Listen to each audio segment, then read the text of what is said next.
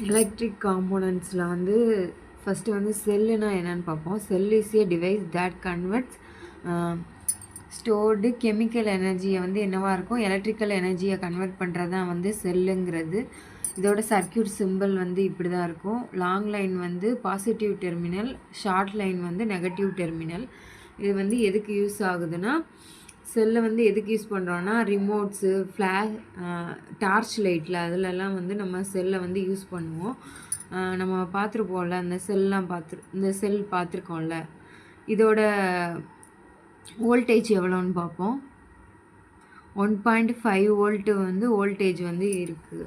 இப்போ செல்லோட வோல்டேஜ் வந்து maximum voltage வந்து 1.5 வோல்ட்டு வந்து இருக்குது. இப்போ வந்து செல்லுங்கிறது வந்து ஒரு டிவைஸ். அது வந்து கெமிக்கல் எனர்ஜியை வந்து எலக்ட்ரிக்கல் எனர்ஜியாக வந்து கன்வெர்ட் பண்ணுறது தான் வந்து செல்லுங்கிறது.